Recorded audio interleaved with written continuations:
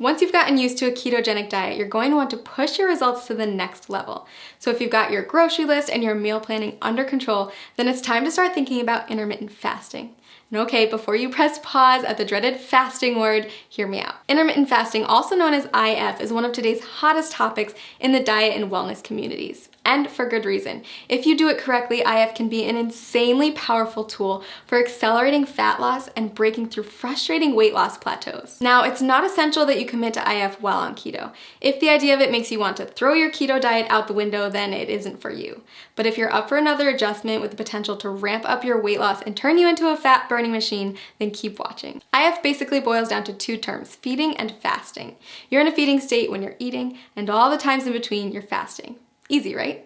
Okay, so here's the deal. There's several different methods for fasting, and you get to choose which one works best for your lifestyle. Most people find that at least one of the following is compatible with their life and fits well into their daily routine. Option 1, skip meals that prolong the time your body's in a fasting state. Most people choose to skip breakfast or lunch. Option 2, rely on the eating windows method.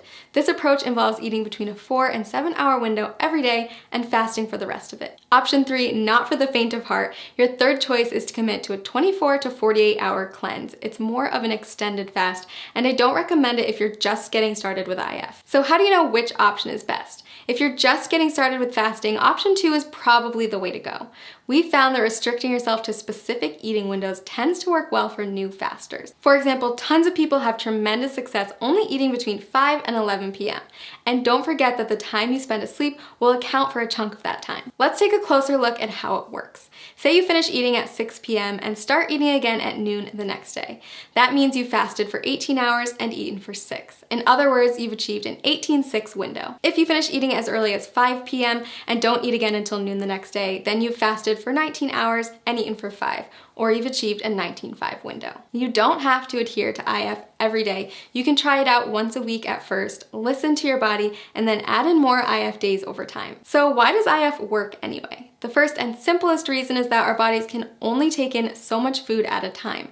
If you're someone who struggles with overeating or snacking out of boredom, IF can help to drastically cut those extra calories and keep you within your limits for weight loss. When your body's in a fasting state, it will begin to break down stored fat to use as energy. So if you're following a ketogenic diet, your body is already mimicking a fasting state since it's relying on fat, not glucose, as its main source of fuel. Just make sure that you're still hitting your daily macros and getting enough fat when you're in your eating window. If this sounds overwhelming, don't worry. We've got a tool that builds intermittent fasting into a keto diet regimen customized for your needs and goals.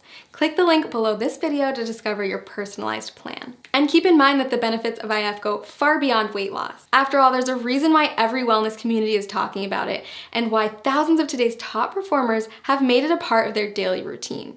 People who practice fasting on a regular basis reap tremendous health benefits in many areas, not just by turning their bodies into maximum fat-burning machines. Nobel Prize winner Yoshinari Asumi discovered that fasting can trigger autophagy, which is essentially a deep cleaning process for your cells. Autophagy helps to stop the aging process, reverse disease, and prevent cancer. It's basically the body's way of cleaning out cells by recycling non-essential components like damaged proteins and getting rid of invading microorganisms and toxic compounds. Like most complex mechanisms, your body needs a break from feeding, so it can focus on performing these other functions instead. Not only does fasting trigger autophagy, it also increases the number of ketones in your bloodstream more than a keto diet alone will do.